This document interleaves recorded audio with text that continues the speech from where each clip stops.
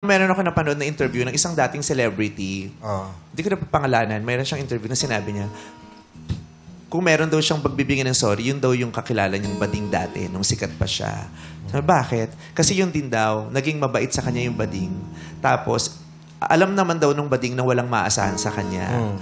Pero lahat daw ibinigay sa kanya. Tapos at nga-realize niya na inaabuso niya din yung kabutihan ng bading. Kaya ngayon na may edad na siya, gusto niyang makita yung bading para mag-apologize siya kasi alam niyang naabuso niya rin yung bading. Yung ganun. So, at least ikaw, ina-acknowledge mo na ginamit mo yung bakla. Diba? Hindi yung binibigay. Kasi diba, ang ano niyan, ang magiging diskusyon niyan lagi, binibigay naman eh. Diba? Hindi naman hiningi eh. Diba? Pero, kung ikaw, mayroon kang konsensya at wala ka talagang intensyong mang-abuso, bibigyan mo ng hinto ang isang bagay na hindi ka komportable. Correct. Diba? At isang bagay na para sa'yo ay hindi ka tanggap-tanggap. If you feel na hindi siya appropriate, you will put a stop to it, di ba?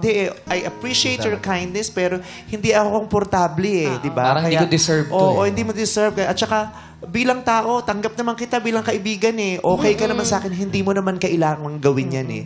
Pero yung iba, ine-encourage nila na at some point, pinapaasa pa nila. Hindi nila pinuputol yung pag-asa para diretso nilang makuha yung mga natatanggap nila. Yeah. Hindi naman yun yung basihan ng friendship nila dapat. Yun ang masakit kasi eh. Sa aming, ang dami naming mga bakla na nakakaranas ng ganyan.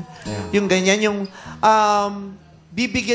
bibigyan kami ng pag-asa kahit simulat sa pool, wala lang rin naman. Hindi naman dahil sa ang habol nila yung magandang relasyon namin sa kanila at yung magandang kaluluwa namin at magandang puso. Ang habol naman talaga yung bagay na makukuha, yung mashuhut-hut at masisip-sip nyo sa amin. Oo. Pero, yun ang masakit kasi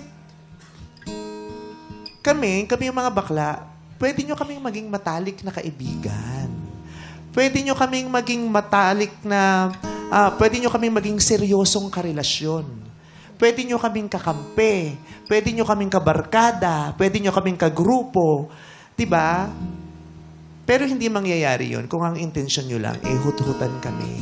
Diba? Bukod sa kaya naming ibigay ng mga regalo, may mas malaki kaming kayang ibigay. Yun yung puso namin para maging kapamilya nyo, kagrupo nyo, kaibigan nyo, kapartner nyo sa buhay, asawa ninyo, boyfriend, girlfriend nyo, at best friend ninyo.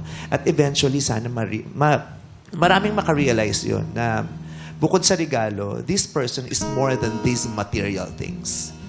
Bukod sa binibigay niyang regalo, yung puso niya maganda at yun palang sapat na para maging kaibigan ko siya. At siguro kung magiging kaibigan mo siya without that, okay lang naman sa'yo yun, Shell. Okay ba sa kanya na meron siyang kaibigang bading? Yes po. At first, ganun naman po talaga yung ano ko po. Pero yun nga po, madami po akong, ayako lang po kasi nung madami po ako naririnig na lagi silang magkasama na may iba ng ano. Ano ba yung magkasama? Dalawa lang ba sila doon? Opo, naglo-long ride daw po sila. Ang bait mo din ha. Mag-isa ka lang. Kasi yung ibang lalaki, sinasama yung barkada. Tropa. Oo, yung isa lang ang gusto mong i-date pero lahat paiinumin mo. Diba? Isa lang ang isa-shopping mo ng sapatos pero yung mga kaibigan, ibibili mo rin ng brief sa bench. Diba? Pero ako kaibigan eh. Pag may chinichika siyang lalaki, tapos yung lalaki mukha namang okay, ang tanong niya lagi, sumasama ka ba mag-isa? Kasi lagi, pwedeng sama ko yung teammate ko, pwedeng sama ko yung tropa ko. Yung ganyan.